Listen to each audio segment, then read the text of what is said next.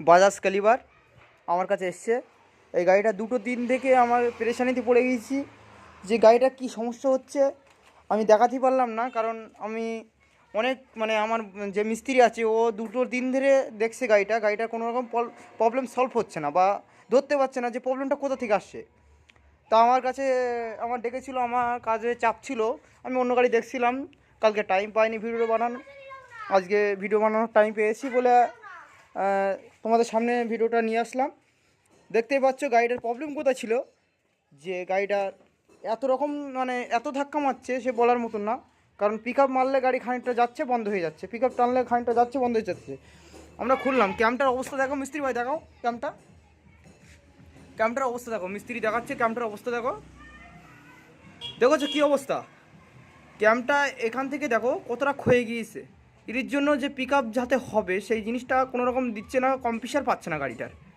মানে আগের ভিডিওয় দেখেছো এই গাড়িটারই কাজ করেছিলাম আমরা, class plate class centre class সব বাদ দিয়ে দিয়েছিলাম, তারপরেও গাড়িটার প্রবলেম সলভ হয়নি। লাস্টে আমার মিস্ত্রি কালকে থেকে দেখছে কোনো রকম সলভ হয়নি বলে আমাকে ডাক করলো, আমি আসলাম। আসার পরে দেখো নতুন নিয়ে এসছি আমরা, জেনুন নিয়ে এসছি, দেখতেই পাচ্ছ মালটা। মিস্ত্রি কাটো।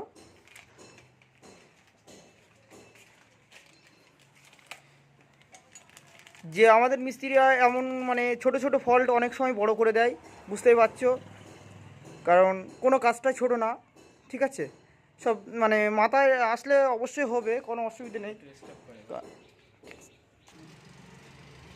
এই আমরা নতুন মালটা লাগাচ্ছি, মিস্ত্রি লাগাচ্ছে দেখতেই পাচ্ছ, কারণ ক্যামের জন্য এরকম প্রবলেম হবে মানে অত সহজে ধরা যায়নি রোগটা, কারণ গাড়িটা খুব ডিস্টার্ব করছিল। গাড়ি ইলেকট্রিক লাইন দেখছিলাম, সিডাই কয়েলটা দেখো এটাও নতুন লাগিয়েছিলাম, তাও সলভ হয়নি।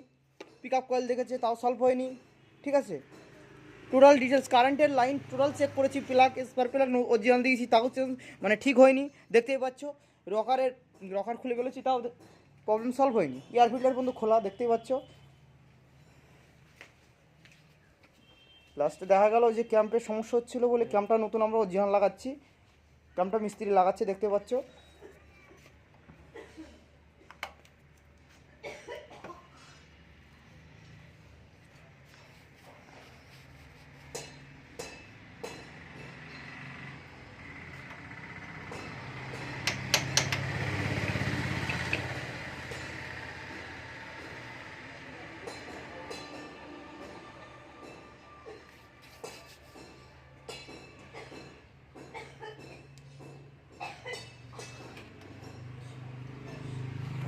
অনেক সময় ছোটো ছোটো প্রবলেমের জন্য আমাদের অনেক সময় ফেস করতে হয় অনেক বড় বড় প্রবলেমের, ঠিক আছে, যে গাড়িটা কী হয়েছে, রোগ ধরতে পারছি না, গাড়িটা হয়তো আমি পারবো না, এরকম কিছু না। একটু দিমাগটা খেলালে মানে ডিস্টার্বটা ধরা যাবে। আমার মিস্ত্রি ভাই সেটা অনেক সময় অনেক কিছু দেখেছে, কিন্তু আসল জিনিসটাই দেখিনি, যে টাইমিং আউট হয়ে যাচ্ছে কি না, গাড়িটার রকার ঠিকঠাক খেলছে কি না, ঠিক আছে। রকার অলরেডি এক জায়গায় লক হয়ে গেছিলো, ঠিক আছে, সেটা আমাকে ডাক করলো। কালকে আমি চাপ ছিল বলে দোকানে আমি অন্য গাড়ি ঠিক করছিলাম, ওই জন্য আমি দেখতে পারিনি। আজকে দেখলাম যে গাড়িটার এরকম প্রবলেম হচ্ছে, ঠিক আছে, তাই আমি আজকে দেখে বললাম যে ক্যামটা চেঞ্জ করে দাও, গাড়িটা ঠিক হয়ে যাবে। মিস্ত্রি ভাই লাগাচ্ছে দেখতে পাচ্ছ, রকারটা লাগাচ্ছে।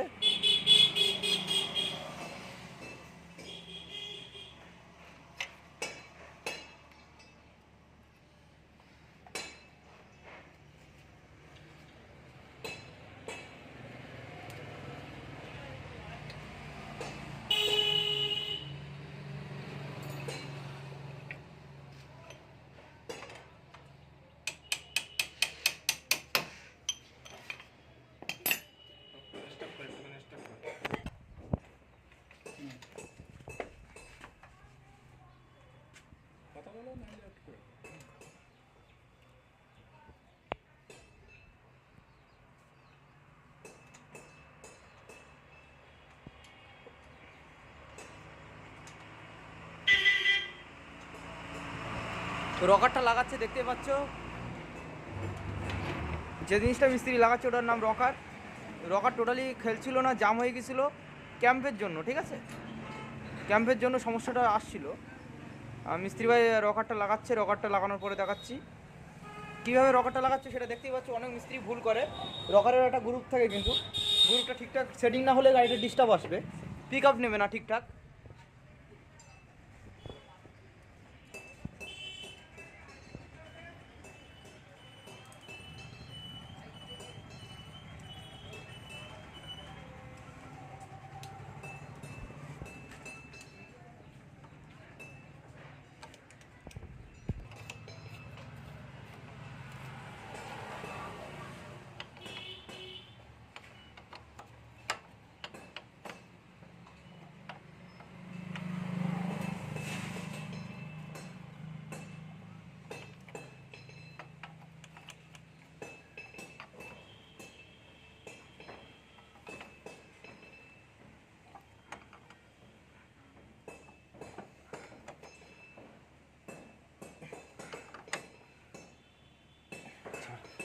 দেখতে পাচ্ছ আমাদের টপটা কীভাবে বেঁধেছে মিস্ত্রি ভাই।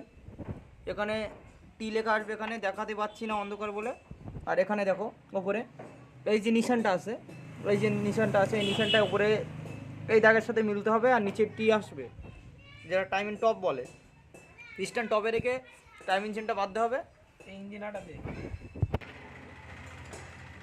কাজ প্রায় প্রায় হয়ে গিয়েছে আমাদের সেটিং করা।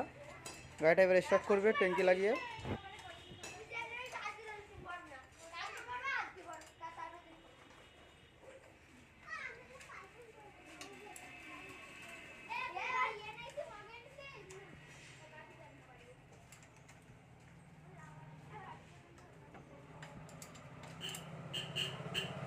ট্যাঙ্কি লাগাও, টাইট করেছে, কমপ্লিট।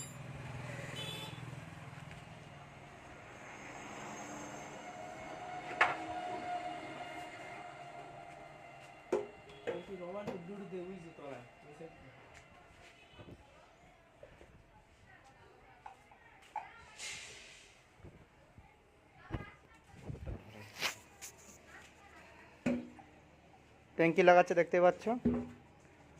ট্যাঙ্কিটা লাগানোর পরে গাড়িটা স্টার্ট করব, যে গাড়িটা সলভ হয়েছে কিনা। আশা করি সলভ হয়ে যাবে কাজটা, কারণ ক্যাম্পের যে অবস্থা ছিল টোটালি একদম খুবই বাজে অবস্থা ছিল ক্যাম্পটার।